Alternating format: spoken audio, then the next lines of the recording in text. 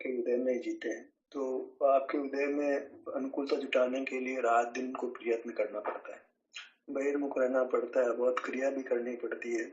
देखते हैं ना, गरीबों की महिलाएं घर की रोटी भी बनाती है, बाहर के कई घरों में रोटी बनाती है, कई घरों में बर्तन पोछा करती है, और लोगों को भी नौकरी के लिए कई घंटे काम करना पड़ता है, कई घंटों की नौकरी, फिर कई घंटे रास्ते में रहना पड़ता है। तो उनको मौका ही नहीं है कि स्व संवेदन कर पाए, उनको समय ही नहीं होता है। जल्दी से काम पे निकलना पड़ता है, देर रात होकर आते हैं। दिल्ली, बम्बई, कलकत्ता, हैदराबाद, अहमदाबाद, बड़े शहरों में बहुत जल्दी रास्ता बहुत तय करना पड़ता है, बहुत जल्दी घर से निकलते हैं, रात का बना खाना लेके जाते हैं, फिर आके रात को आते हैं, रात को खाना खाते हैं। तो उनका तो खाना ही रात का ही हो गया, घर में आके रात को खाना खाएंगे, फिर रात में उनके दिन का खाना बनेगा। वो सब कुछ जीवन है वो धर्म में दूर दूर हो जाते हैं। बहुत कमाना है, बहुत ये नौकरी पुण्य की से अच्छी मिलती नहीं है, तो जूझते रहते हैं, उनको धर्म में आने का अवसर ही नहीं मिलता है। बहुत पुण्य योग से ऐसा मनुष्य कितने से जीवन पाते हैं, मनुष्य बन जाए तो अनुकूलता कहाँ मिल पाती है। अन्य धर्मों में पैदा होते हैं जहाँ पूरा मिथ्या क्रिया कांड होता है, भगवान का स्वरूप भी गलत बताया जाता है, धर्म के नाम पर बलि आदि की जाती है, मांस आदि खाया जाता है। बलि का प्रसाद तो बड़े आनंद से खाते हैं, वो बलि का प्रसाद मतलब मांस का सेवन तो कर लेते हैं हिंदू लोग भी, तो देवी का प्रसाद है तो उसका मना कैसे कर सकते हैं। तो उनके जीवन में कहीं न कहीं मांसाहार आ जाता है, अहिंसा खत्म हो जाती है। तो हमें सही धर्म मिलता ही नहीं है। जिस धर्म में होते हैं, बचपन से जो धर्म देखते हैं वही हमारे धर्म में बस जाता है। जो माँ बाप करते हैं वो अच्छा लगता है। माँ बाप जो जिस रूढ़ी से धर्म कर रहे हैं, हम भी उस रूढ़ी से धर्म मानने लगते हैं, उसी को करके संतुष्ट हो जाते हैं, उसके आगे बढ़ने का अवसर ही नहीं होता है। और जब हम निश्चय ने प्रदान ग्रंथों को पढ़ते हैं तो फिर न तो अनुभव तो करते नहीं है, केवल निश्चय की बातें करते हैं, तो निश्चय का स्वरूप भी पता नहीं लगता है। कुछ है निश्चयाभास का आरोपने लगे तो कुछ क्रियाओं को करने लगते हैं, तो वो खींचतान करके करते हैं, तो वो खींचतान करने में उनका स्वाभाविक जीवन भी नष्ट हो जाता है, कष्ट में जीते हैं, भोजन के दूसरे पे आश्रित हो जाते हैं, रहने के लिए दूसरे पे आश्रित हो जाते हैं। देखिए मजबूरी है कि समाज के आश्रित होना पड़ रहा है उसको। ग्रस्त है, हाथ पाव है, जवान है, उन तो भीख मांगता हो तो उसको डांटते हैं, तेरे को अच्छा खासा जवान है, काम करके पेट करके का क्या हाथ फैलाता है। हमारे पंडित है वैसा हो गया, वो भी भिखारी जैसा हो गया।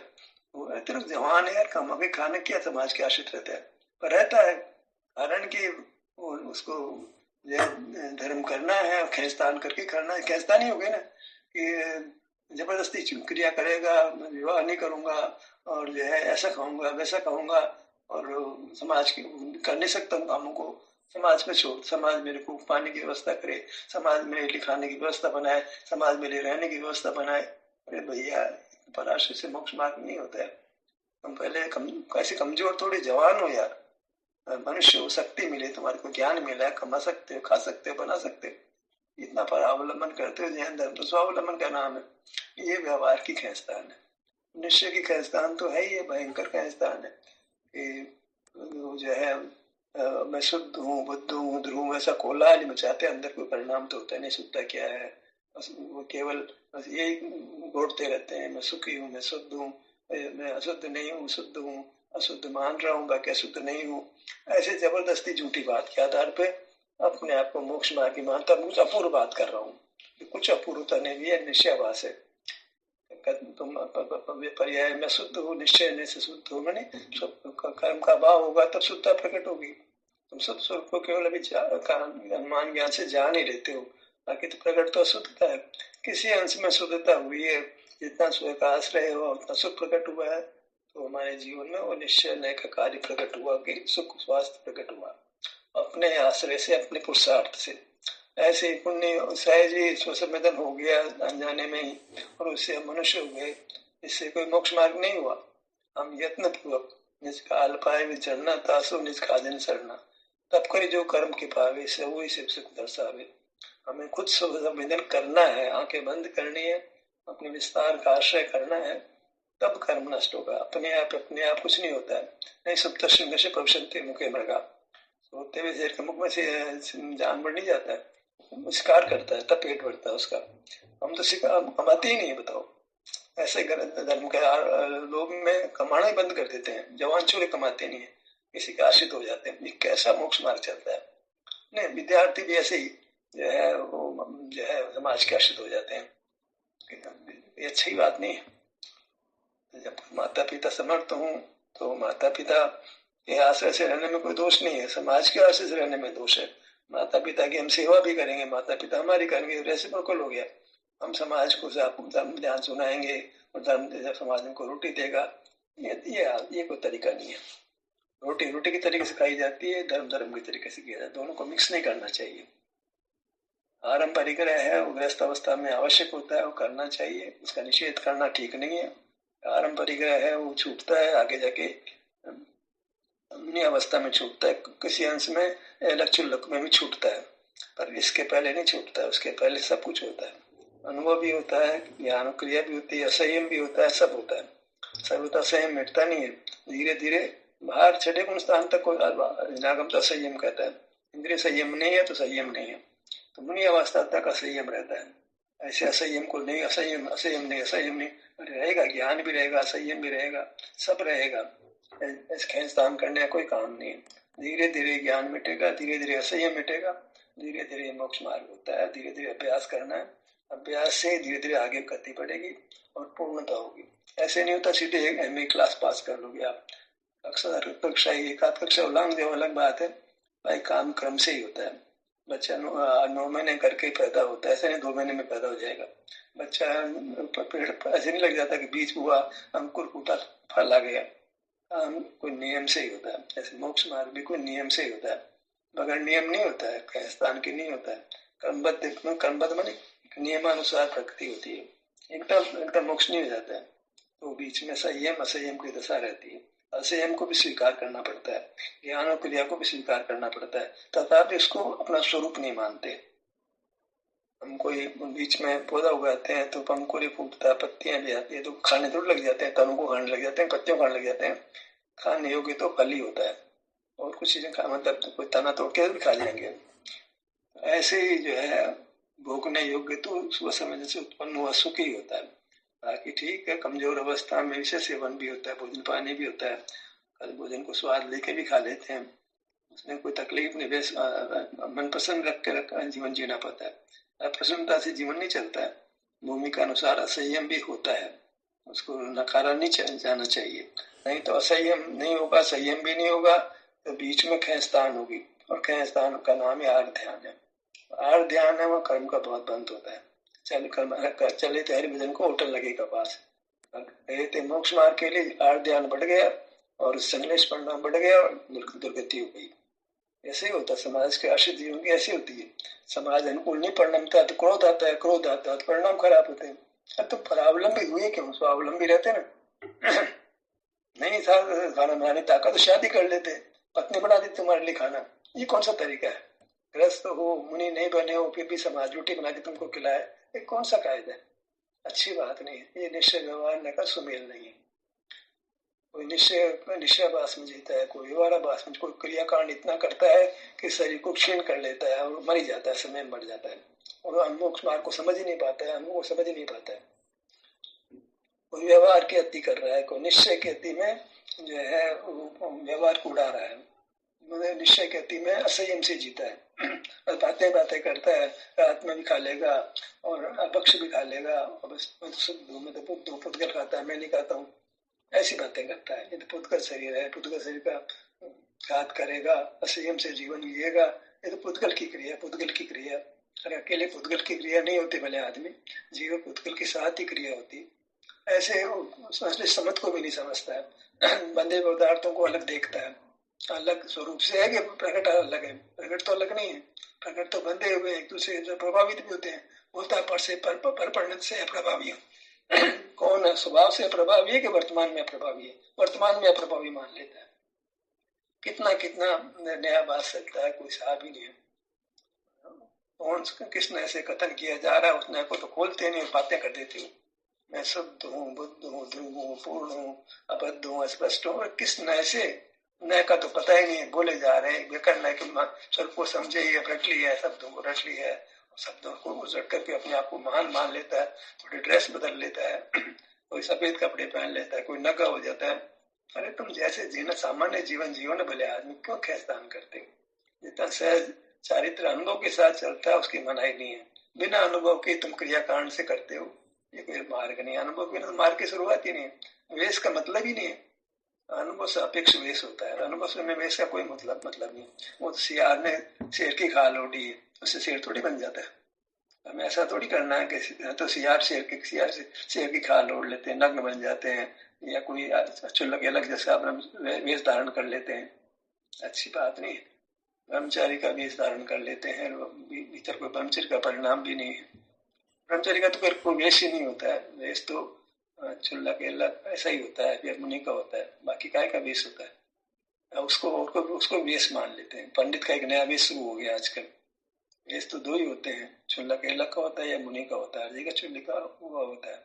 और कौन सा वेश होता है जैन मार्ग में? यही वेश होता है। वैसे ही होता है। महिलाएं इस तरह का अर्जी का जैसा वस्त्र वेश पहन लेती है तो लोग पांव छूने लगते हैं।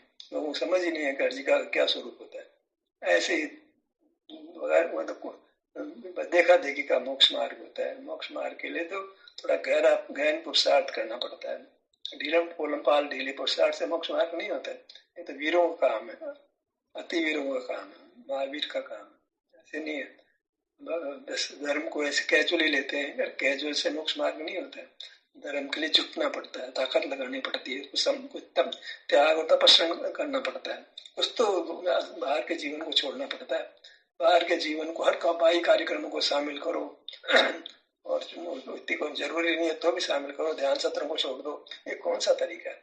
जब भाग भाग के किसी कार्यक्रमों में शामिल हो जाते हो, ध्यान सत्रों को छोड़ देते हो। सबसे पहला काम है ध्यान को छोड़ना, और मूल है मोक्ष मार्ग का शुरुआत है, उसी को पहले नंबर पर छोड़ते हो। कैसे मार्ग बनेगा? ऐसे तो क्रियाकांड पक्का करते हो और सुबह उठ करके ध्यान सत्र में ज्वाइन करने पसीना आता है। अरे क्या बात करते हो यार, तुम्हें ध्यान का प्रेम हो तो रात को आँख खुले 2 बजे, तुम्हारे पे तो 6 बजे तक आँख नहीं खुलती, 7 बजे तक आँख नहीं खुलती है। ये कोई ध्यान का प्रेम है? धर्म का प्रेम है? कुछ नहीं है। कोरा पाखंड करते हैं, अपने आप को धोखा देते हैं। तो कठोर बोल दिया है।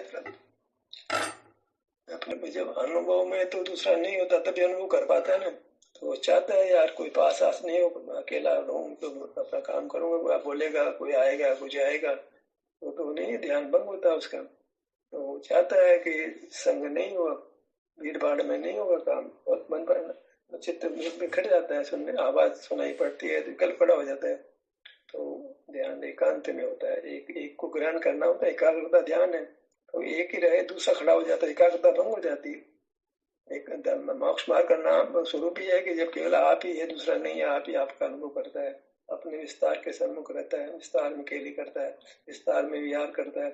तो दूसरा खड़ा हो जाता है, दूसरा विस्तार खड़ा हो जाता है, दूसरे का आकार खड़ा हो जाता है, तो परिणाम चंचल हो जाते हैं। दूसरा दिखे ही नहीं, दूसरा नहीं दिखे तो उसके लिए जरूरी है कि भीड़ भाड़ में आप नहीं रहो। अलग बात है कि मजबूरी है, भीड़ भाड़ में रहो तो भी आप संवेदन कर लेते हो, लेकिन स्थिर ध्यान नहीं हो सकता है। कर लेते हो तो टेम्पररी, एक अलग बात है। अपने तो मोक्ष चाहते हैं तो फिर स्थिर ध्यान करना पड़ेगा, उसका अभ्यास भी करना पड़ेगा। ताकि मोक्ष में तो अपने अनुभव भी होगा, तो जगत का कोई पदार्थ जानने में नहीं आएगा, वहाँ कहाँ आश्रय करोगे, कहाँ संग में रहोगे? वहाँ तो कोई ज्ञान से रहित होते हो, आप ही होते हो बस। किसी प्रकार के ज्ञान नहीं होता है भगवान को। तुम भले सर्वज्ञ बना दो, तुम्हारी मर्जी है, तुम तो जीव राजा हो, कुछ भी मानने को आजाद हो, स्वयं वो कुछ भी निर्णय कर सकते हो। पर वस्तु स्थिति ऐसी नहीं है।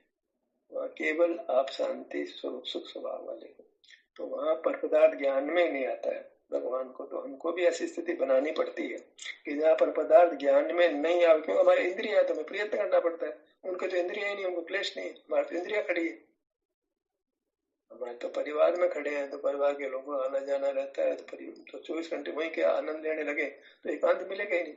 हमें यत्न पूर्वक एकांत को जुटाना पड़ता है, कोशिश करनी पड़ती है कि जहाँ भीड़ भाड़ नहीं हो, जहाँ कोई दूसरा नहीं हो, जहाँ तनाव बन सके कि कोई आना जाना पब्लिक का नहीं हो। हमको हम भी पब्लिक में जाए नहीं, चला के दो सामाजिक कार्यक्रम में भाग लेता, क्या ध्यान करेगा?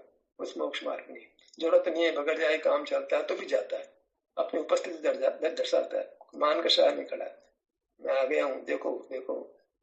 लोग हमें बुरा नहीं कहे, लोक संख्या में खड़ा रहता है, लोग हमको अच्छा कहे, आप सब जगह व्यवहार निभाते हैं, बहुत अच्छे आदमी हैं, बहुत अच्छे हैं, बहुत अच्छे हैं, बहुत अच्छे हैं। दुनिया के नजर में अच्छा होना चाहता है तो अपनी नजर में तो अच्छा हो जाए। अपनी नजर में तो कहता है यार मैं कुछ नहीं जानता हूँ, मेरे को पता ही नहीं।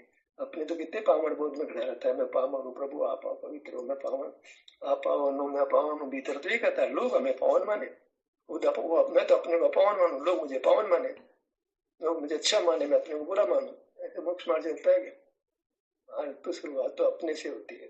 आप ही अपने स्वभाव को देख करके अपने को पावन परमात्मा मानता है। विस्तार वो पावन ही है, इसमें दोष आता ही नहीं है, पर्याय में दोष आता है। जब पावन विस्तार की दृष्टि होती है तो परिणाम ये कहता है कि मैं पावन हूँ, मैं पवित्र हूँ। उस विस्तार में अहमियत करता है, वही त्रिकाली है, वही हमेशा रहता है, उसमें अपनापन करता है। मार्ग की शुरुआत उसमें अपनापन से होती है, वृत्ति में अपनापन ढीला पड़ता है और विस्तार में अपनापन मजबूत होता है, तो वहां से विस्तार में ठहरता है। तो ध्रुव का बोल बलवान होता है, अध्रुव का होश रहता है। ध्रुव मैंने परिणाम में कमजोरी है, इसका होश रहता है, उसको छोड़ता नहीं है, मतलब उसको भी गौण भले करे, उसका अभाव नहीं करता है। मैं पर्याय में पामर हूँ, ये बोध रहते हुए भी विस्तार की महिमा में खड़ा होकर विस्तार के सामने खड़ा रहता है। विस्तार की महिमा रहती है, विस्तार के सामने खड़ा होता है, वो आधार बनता है, तो भी कहाँ खड़ा हूँ उसको बोलता नहीं है। अभी भोजन भी चाहिए, पानी भी चाहिए, खाना बनाना भी है, खाना भी है, स्वास्थ्य के लिए थोड़ा घूमना भी है, कितनी सारी बातें अभी रहेगी, उसको आप इग्नोर नहीं कर सकते हो। शरीर बिगड़ जाएगा, सब किसके आधार से धर्म होगा? धर्म तो अभी शरीर के आधार से होता है, शरीर मिट जाएगा फिर धर्म थोड़ी, तब धर्म का फल आ जाता है। अभी पर हमको शरीर की सहाय चाहिए। शरीर में इंद्रिया खराब हो जाए तो काम नहीं होगा, हाथ पाँव नहीं चल पाओगे तो काम खराब हो जाएगा, कुछ नहीं निभेगा। धर्म हमको अनुकूल इंद्रिया देता है, अनुकूल हाथ पैर देता है, उसको हम खराब कर दें। धर्म ने तो इंद्रिया दी है, धर्म ने हाथ पांव दिए हैं, स्वसंवेदन सब मिला है, और हम उसको खत्म कर दें। धर्म तो समझता है इस बात, धर्म में तो ये बात है कि आपको सब चीज चाहिए, इंद्रिया भी चाहिए, आपको आहार भी चाहिए, पानी भी चाहिए, आपको हाथ पाए पैर भी चाहिए, सब आपको देता है वो, उसको हम संभाले नहीं, उसको और खराब कर। धर्म ने जो प्रदान किया उसको नष्ट कर दे हम। धर्म का स्वरूप है क्या? धर्म नहीं दिया हमको, सब मनुष्य धर्म ने बनाया हमारे को, धर्म नहीं बनाया।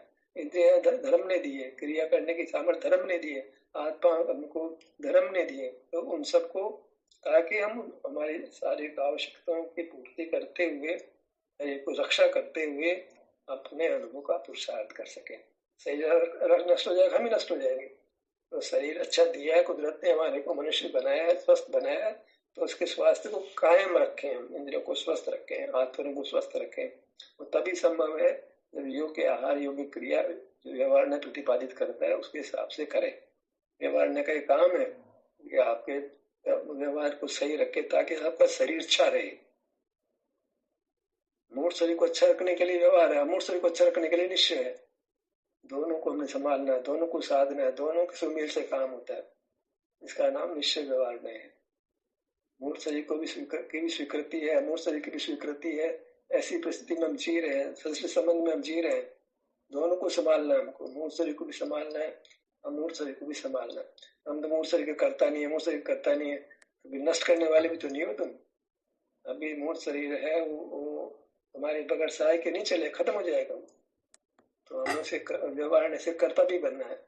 मूर्त शरीर के हम रक्षक है, ऐसा भी हमको मानना। दूसरे के मूर्त शरीर की रक्षा करते हैं, अस्पताल ले जाते हैं, इलाज कराते हैं, हमारा गिर से आज को उठाते हैं, सब तो अपने आप कुछ नहीं होता। ये व्यवहार ने हमको अच्छा जीवन देता है, व्यवहार बिगाड़ता नहीं है। हम पर के प्रति भी संवेदनशील होते हैं, अपने प्रति भी संवेदनशील होते हैं। जैसे अपना सुख चाहते हैं, ऐसा चाहते हैं दूसरे के दुख नहीं पाए, ऐसा परिणाम सहज होता है। व्यवहार बिगड़ता नहीं है, व्यवहार अच्छा होता है। ऐसे जब निश्चय होता है तो व्यवहार खेचतान वाला नहीं होता, सहज ऑटोमेटिक होता है। ऑटोमेटिक दया का परिणाम आता है, ऑटोमेटिक जो है अहिंसा का परिणाम होता है, सत्य बोलने का परिणाम होता है, चोरी नहीं करने का, ब्रह्मचर्य से रहने का, पति पे ज्यादा नहीं जुटाने का, सब परिणाम ऑटोमेटिक होते हैं। खेचतान करके नहीं होते, खेचतान करके होते हैं जब अनुभव नहीं होता, तब तो उसमें आर ध्यान होता है। खेचतान में नियम से आर ध्यान होता है, सहज में बिल्कुल आर ध्यान नहीं होता है। सहज में थोड़ी व्यवहार में थोड़ी आकुलता तो है, लेकिन ऐसी अधिक आकुलता नहीं कि बहुत तीव्र कर्म बन जाए। कर्म तो बाहर खड़े होता ही है, लेकिन संकलेश परिणाम होते हैं तो बहुत कर्म बनता है, मोक्ष मार्गी को संक्लेश परिणाम का अभाव होता है। संक्लेश परिणाम होता है दर्शन मोह से, ना समझी से, मोक्ष मार्ग को नहीं जानने से संक्लेश परिणाम होता है। अति संक्लेश भाव के मरे घोर शुक्र सागर में पड़े हो। जब संक्लेश परिणाम रहता है, दर्शन मोह रहता है, तो जीव नरक में जाता है। अब देख लो, दर्शन मोह कायम रखना है तो नरक में जाने के लिए तैयार हो। दर्शन मोह नहीं रहे, इसका आवश्यक है कि निश्चय नए व्यवहार ने के स्वरूप को समझे। मुख्यतः तो निश्चय नए के स्वरूप को समझने में भूल होती है। हम निश्चय नए से हमारा शुद्ध स्वरूप क्या है वो नहीं जानते हैं।